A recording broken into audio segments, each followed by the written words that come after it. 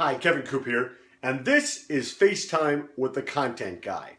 So we've had a lot of discussion here on Morning News Beat over the past week or so about workplace environments and workplace experiences. A lot of it generated by the Amazon article that was in the New York Times last week talking about how it can be a really tough place to work.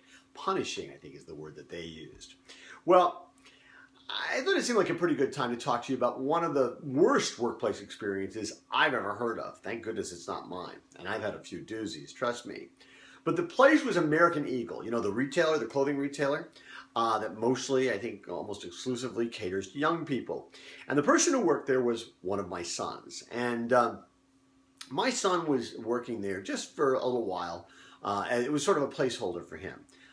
As he went about doing the things he needed to do to find himself a career-oriented job in broadcasting and eventually sports. Hey, really great news is he's got that job right now. Say hallelujah.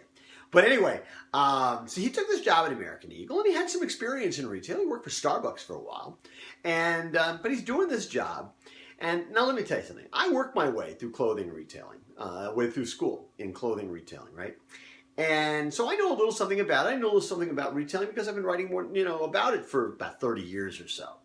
I've never heard of a thing like this. It's a part-time job, right? But to them, part-time meant, 10, maybe 12 hours a week and barely over minimum wage. That's fine. That's what that's what you're in for.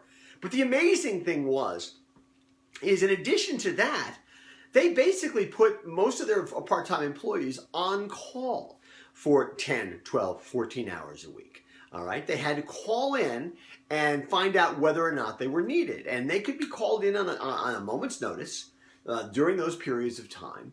And listen, here's the deal. I mean, first of all, they only got called in maybe 10% of the time, but they couldn't take a second job, right, to support themselves, to make money because they had to be on call. So while they were only getting paid for 10 or 12 hours a week, they essentially were working for anywhere from, 15, 20, 25, 30 hours a week, but they weren't making enough money for that, right? And it's crazy. And in fact, I think there's a court case in New York in which the whole constitutionality and legality of such a practice is being questioned.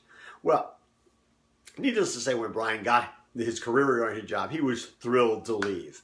But all I could do to think to myself when I'm hearing him describe this and frankly a workplace that's not very conducive to people being invested in the situation, engaged in the business, and wanting to do their best. And he's a good guy. He did his best. But all I could think was, man, these people never seem to have learned the Jurassic Park lesson, right? Well, just because you can do something doesn't mean you should do something.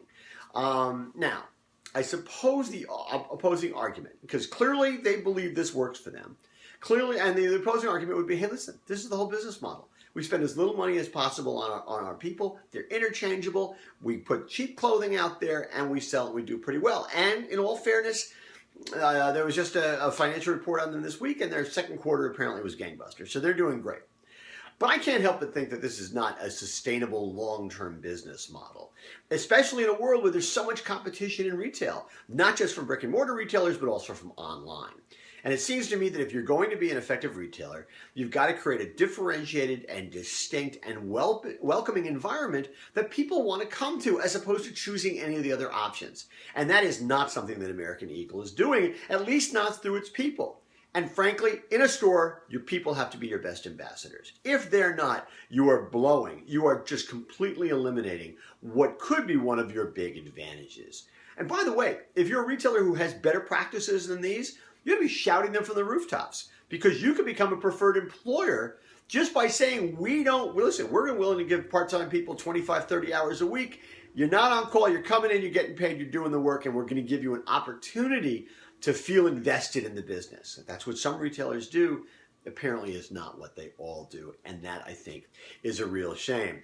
Hey, listen, in my view, American Eagle may be flying high right now, but I think in the long term, in terms of having a broad, long-term sustainable business model, eventually it's going to crash to ground. Anyway, that's what's on my mind this Thursday morning. And as always, I want to hear what's on your mind.